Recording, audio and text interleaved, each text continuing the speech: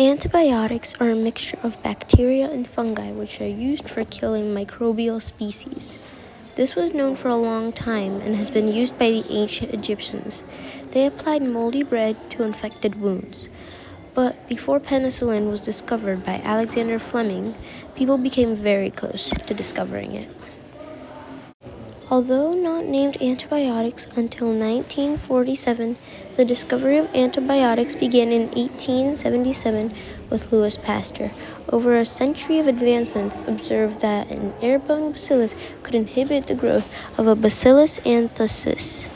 The invention of antibiotics is a frontier in history because they help people live longer lives. The official invention was created by Alexander Fleming when he discovered penicillin. It reached out to the public in 1940, but before that, a couple other scientists presented a similar idea to the public. They showed that some bacteria could defeat bacterial infections. The public declined it because the idea sounded absurd. Maybe the antibiotics worked just as well. In ancient Egypt, China, and India, people used moldy bread to disinfect wounds and cuts. Mentions of the uses of mold were found in writings of ancient scientists. The Greeks used mold in plants that contained antibiotics to speed up the process of healing. In 1963, Enrique Polit stated the uses of mold in similar plants that the Native Americans used. They used mold in the 15th and 16th centuries. Gillen Burks talks about Egyptians who lived over 2,000 years ago. They have a trace of tetracycline present in their bones. How did they discover an antibiotic that was unknown until the early 1950s? We have reason to believe that they came into contact with it by the means of ancient beer. One hypothesis states that it was unknowingly added to the beer using fermentation as a result of using barley plants. Barley plants have a trace of Streptomyces that were added in the fermentation vessel. The beer would look normal except that it would have floating golden lumps in the beer. It is likely that they would have continued to use this type of beer to heal common bacterial infections and small wounds.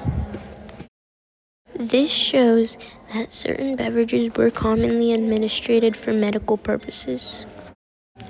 Louis Pasteur, French microbiologist and chemist, was the first to suggest the existence of bacteria capable of saving human lives. He put forward the hypothesis about living microorganisms.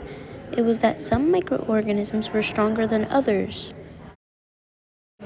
For about 40 years, the scientist was looking for ways to save people from ailments that were for many years incurable.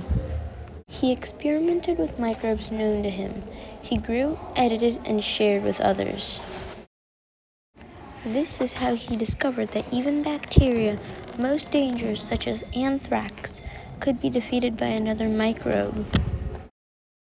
However, Pasteur did not go any further with his observations because he never understood how close he got to the solution. In the early 1870s, physicians Alexei Gerasimovich Polotebnov and Vyacheslav Afanasyevich Manasseh were engaged in the study of mold. They have studied the fungus Penicillium gallicium, described in detail the main and particular bacteriostatic properties of green mold. Polotebnov, having found out the therapeutic effects of mold on purulent wounds, recommends the uses of mold for treatment of skin disease. The history of antibiotics shows us that behind some great achievements, often others are not given credit for their work. The attempts of people trying to invent antibiotics support Thomas Edison's quote, "I have not failed, I just found 1,000 ways that do not work." This shows that you should not give up on what you're working on. If the other scientists continued with the research, they might have gotten the same results as Nicholas Flamel.